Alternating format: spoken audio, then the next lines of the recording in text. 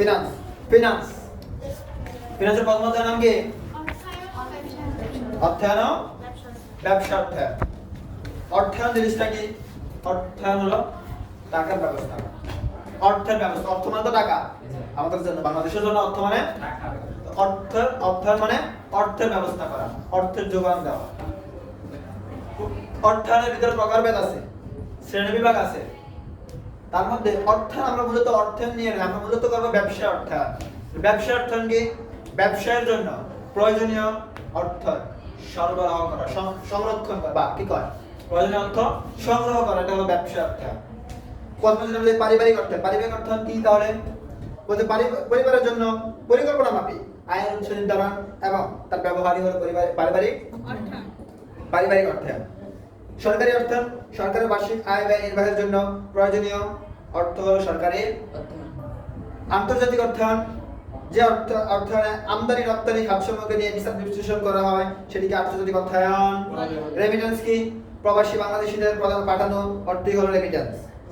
ব্যবসায়ী অব্যবসায়ী প্রতিষ্ঠান অর্থায়ন কি? যে সমস্ত প্রতিষ্ঠানের মূল উদ্দেশ্য মূলত মুনাফা অর্জন নয় বরং জনকল্যাণ, এই সমস্ত প্রতিষ্ঠানের অর্থায়নকে বলা হয় অব্যবসায়ী প্রতিষ্ঠানের অর্থায়ন।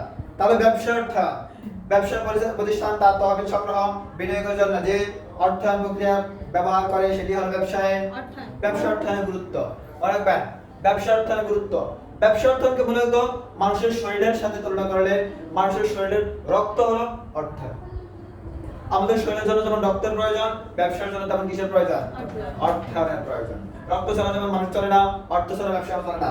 কাজেই ব্যবসা অর্থায়নের গুরুত্ব কম, তাই না? ব্যবসা অর্থায়নের নীতি, নীতির মধ্যে প্রথমেই রয়েছে ব্যবসা অর্থায়ন ব্যবস্থাপনার নীতি। ব্যবসার জন্য প্রয়োজন মাফিক তহবিল সংগ্রহ এবং স্বল্প এবং দীর্ঘমেয়াদী সেই তহবিল বিনিয়োগ এবং বন্টন সংক্রান্ত ব্যবস্থাপনাই হলো ব্যবসা অর্থায়ন বা ব্যবসা কি হয় অর্থায়ন ব্যবস্থাপনা। তারল্য জিনিসটা কি?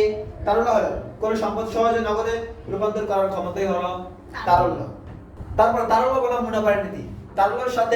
তারল্য নগদ অর্থ এবং মুনাফার সাথে সামঞ্জস্য করার নীতি হলো তারল্য বলা মুনাফার নীতি। তারল্য মানে নগদ ধরো, তারল্যের ভিতরে একটা তারল্য হলো নগদ টাকা। একটা তারল্য কি? তারল্য সম্পদগুলোর মধ্যে কি কি থাকতে পারে?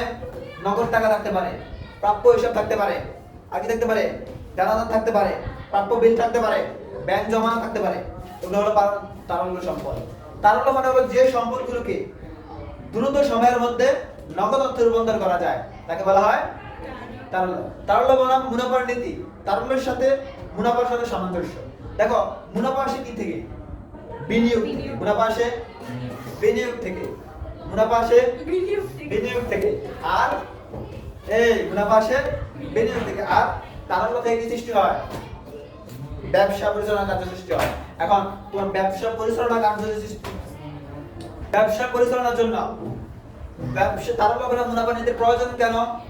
মনে করো তোমার হাতে নগদ টাকা আছে বেশি টাকা যদি তুমি হাতে রেখে দাও তাহলে বিনিয়োগের পরিমাণ কি বাড়বে না কমবে? তোমার কাছে আছে 1 লক্ষ টাকা, তুমি যদি 80,000 টাকা হাতে রাখো তাহলে বিনিয়োগ করতে পারবে কত? তাহলে কি তুমি বেশি মুনাফা পাবা। আবার তোমার হাতে আছে টাকা 10,000, বিনিয়োগ করছো 90,000, মুনাফা বেশি পাবে না? কিন্তু 10,000 টাকা থেকে তুমি ব্যবসার নিয়মিত কার্য সম্পাদন করতে পারবা। তাহলে ব্যবসার নিয়মিত কার্য সম্পাদন করতে হবে, মুনাফা অর্জন করতে হবে। দুটার মধ্যে সামঞ্জস্য রেখে চলার নামই হলো তারল্য বনাম মুনাফা। তারপরে উপযুক্ততার নীতি। স্বল্পমেয়াদী উৎস থেকে চলতি মূলধন এবং দীর্ঘমেয়াদী উৎস থেকে দীর্ঘ মূলধন। উপযুক্ততার নীতি। আচ্ছা ধরেন আগে থেকে বলা হলো ছেলেরা স্কার্ফ পরে এসো, মেয়েরা টুপি পরে আসলো, তারা কি সুন্দর দেখাবে? কারণ কি?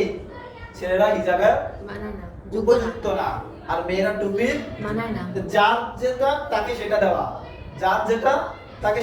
এটা হলো উপযুক্ততা। ঠিক স্বল্পমেয়াদী উৎস থেকে কি করা? চলতি মূলধন। স্বল্পমেয়াদী উৎস থেকে আর দীর্ঘমেয়াদী উৎস থেকে স্থায়ী মূলধন সংগ্রহের নীতি হলো উপযুক্ততার নীতি।